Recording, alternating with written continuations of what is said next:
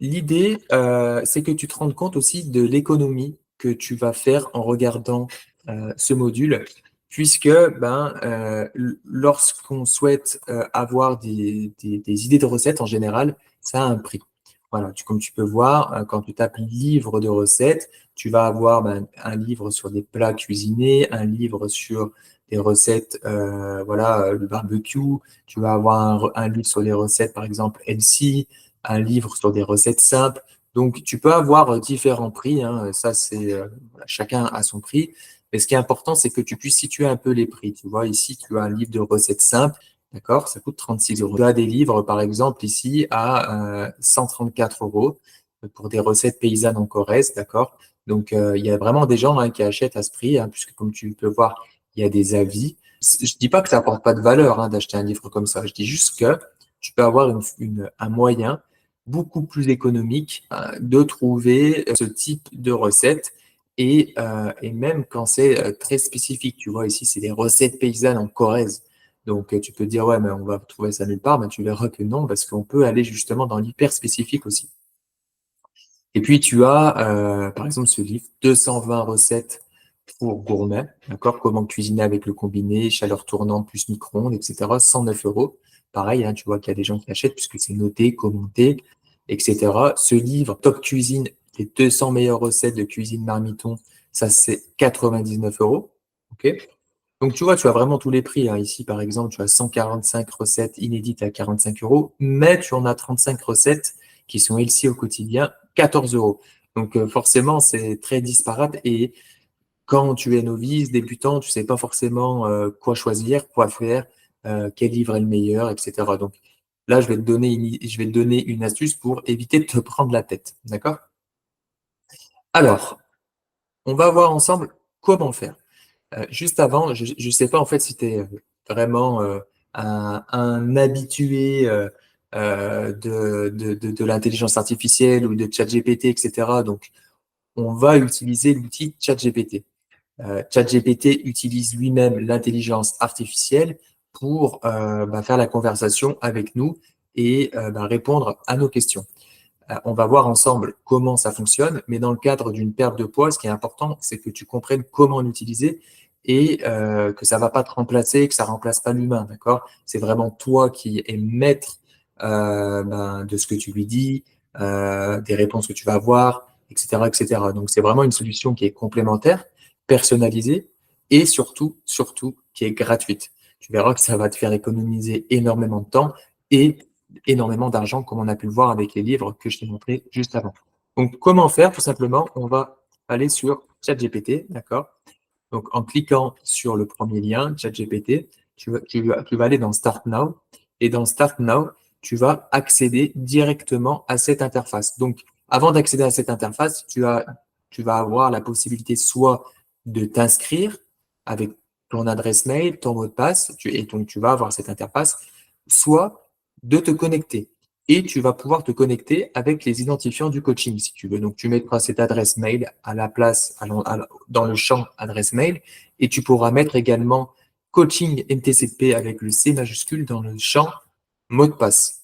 D'accord? En mettant l'adresse mail et ce mot de passe-là, tu as un compte directement et tu peux déjà l'utiliser. D'accord? Sinon, tu peux, comme je te disais, créer, et c'est ce que je te conseille, créer ton propre compte. Sache que c'est très facile, tu reçois un mail, tu confirmes et tu peux aller dessus.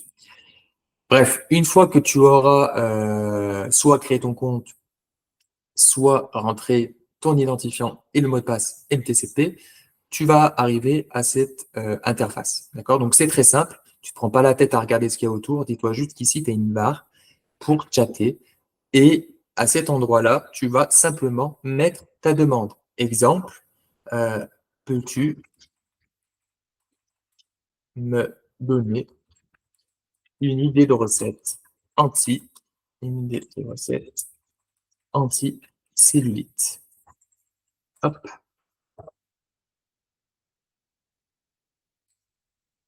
Et il te répond à ta demande. Une idée de recette anticellulite pourrait être une salade de quinoa, avocat et pamplemousse. Ce plat est riche en nutriments qui peuvent aider à améliorer la circulation et réduire la rétention d'eau, deux facteurs clés dans la lutte contre la cellulite. Il t'explique en plus. voilà, ce qui est lié à la cellulite. Donc, plutôt sympa. Et puis surtout, il va te donner une recette clé en main, d'accord, que tu vas pouvoir faire avec les ingrédients associés et également les instructions. Donc, il te donne les ingrédients, les instructions et les bienfaits. D'accord? Le quinoa est riche en protéines, en fibres. Cette salade est légère, nutritive, idéale pour soutenir un régime anticellulite. Tu vois qu'en seulement une phrase courte, peux-tu me donner une idée de recette anticellulite? Tu as une réponse complète et que tu ne trouveras pas forcément dans un livre. Puisque si maintenant tu dis, peux-tu me donner une idée une idée de recette anticellulite sans, sans avocat. Il a donné un avocat, par exemple, sans avocat. Et pour 3 personnes. Là, tu rajoutes déjà 2 facteurs supplémentaires que tu ne trouverais pas forcément dans un livre ou qui te prendraient du temps à trouver dans un livre. Alors que là, l'outil va te dire, va te donner une alternative, une salade de lentilles, pamplemousse et épinards. D'accord? Donc ça, c'est quelque chose auquel on n'aurait pas pensé. Enfin, moi, en tout cas, je n'aurais jamais pensé. D'ailleurs, j'ai jamais testé. Je peux pas te dire si c'est bon, mais ça vaudrait, à mon avis, le coup d'essayer. Il te donne les ingrédients associés aux 3 personnes pour le coup. Tu vois, c'est ça qui est fou, c'est de l'instantané, c'est du gratuit et c'est du personnalisé. D'accord? En te donnant les instructions étape par étape. Donc voilà comment tu peux utiliser l'outil. Maintenant, je vais te montrer d'autres cas. Tu vois, je t'ai préparé un petit cas d'usage ici. Voilà, je suis parti du principe que je savais pas quoi faire, j'avais aucune idée de recette en tête. Donc, je lui ai demandé de me générer 10 idées de recettes simples à faire avec des ingrédients classiques et peu onéreux. Parce que voilà, je suis quelqu'un, j'aime bien quand ça va vite, quand c'est rapide, etc. Et donc, lui, ce qui me génère derrière, suite à ma demande, c'est 10 idées de recettes simples et économiques. Une omelette aux légumes, effectivement, hein, ça va vite. Des pâtes à l'ail et à l'huile, du riz sauté aux légumes, une soupe de légumes, un gratin de pommes de terre, des galettes de pommes de terre, etc. Donc, on voit vraiment ici que c'est des recettes qui sont très simples. Et ensuite, je suis allé plus loin. Je lui ai dit, je suis allergique aux œufs. Fais-moi une proposition en tenant compte de mon allergie. Et donc là, il m'a listé 10 recettes simples sans œufs. Voilà. Donc j'ai vérifié, voilà, je t'assure qu'il y a pas d'œufs dans les recettes, donc je vais passer assez vite. Mais c'est fou parce que il a réussi, par exemple, à alterner rapidement la première idée, qui était une omelette aux légumes avec une salade de lentilles et légumes. Voilà. Il a réussi à alterner facilement. Donc là, du coup, je lui ai dit, OK, liste-moi 10 idées de recettes en plus sans me donner la préparation. Parce qu'on voit que la préparation, bon, là, il me donne une idée, mais je serais incapable de faire cette recette si on va pas plus loin. Donc là, pour le moment, je veux pas de préparation, en fait. Je veux simplement une idée de recette. Donc là, il me sort 10 autres idées de recettes sans œufs. On est d'accord? Au démarrage, j'avais pas d'idée de recette simple à faire. Maintenant, j'ai 20 idées de recettes, puisque j'ai ces 10 idées plus 10 idées sans œufs. Donc, ça c'est adapté à mes besoins, à mes intolérances alimentaires, et c'est rapide. Donc là, je lui dis, pour encore aller plus loin, parce qu'on a vu juste avant qu'il y a des livres qui proposent 100, 200, 300 idées de recettes. Donc, je lui ai dit, bah, je veux 100 idées de recettes sans œufs. Et il a été capable de me générer, de manière quasiment instantanée, hein, comme on l'a vu juste avant lorsqu'on a fait la conversation, de me générer 100 idées de recettes sans œufs. Voilà. Donc, une fois qu'on a ces 100 idées de recettes, voilà, c'est bien, on se dit, ouais, il y a beaucoup d'idées de recettes, mais il ne faut pas non plus s'éparpiller. Maintenant, il faut qu'on aille droit au but parce que l'idée, c'est toujours bah, de pouvoir être efficace, de manger des choses qu'on apprécie, qu'on aime, mais surtout de préparer réellement. C'est pas juste une conversation, il faut qu'on puisse derrière le faire dans la vraie vie. Pour ça, moi, j'ai identifié une recette qui me plaisait. D'accord, je lui ai dit un riz à la mexicaine. Le riz à la mexicaine, voilà, c'était la proposition 38. Donc, J'ai pioché, hein, tout simplement. J'aurais pu en piocher 4, 5, 10, 20, 30, voilà, ou les 100. Mais moi, je préfère prioriser un plat à la fois, sinon je sais que je ne vais pas le faire. Donc, riz à la mexicaine. Donc, je lui dis, je souhaite faire un riz à la mexicaine pour 2 personnes, donc ma conjointe et moi. Ta mission est de me dire quels sont les ingrédients à avoir, puis de me donner la préparation étape par étape. Donc, ce qu'il fait, c'est qu'il est capable ici de me fournir les ingrédients, d'accord? Fournit les ingrédients pour 2 personnes, et étape par étape, euh, il m'a donné ce qu'il faut faire en fait. Préparer les ingrédients, émincer finement l'oignon et l'ail, couper la carotte et les poivrons en petits dés, faites revenir les légumes. Dans une grande poêlée, faites chauffer l'huile d'olive à feu moyen, ajoutez l'oignon et l'ail émincé. Enfin, voilà, tu te rends compte qu'il te donne vraiment les détails précis, quoi. Donc, si tu n'as aucune compétence ou si tu es débutant en la matière, ça te donne des clés énormes en fait. Et moi, par exemple, dans mon cas, comme je ne suis pas un expert en cuisine, ça m'aide énormément. J'utilise au quotidien.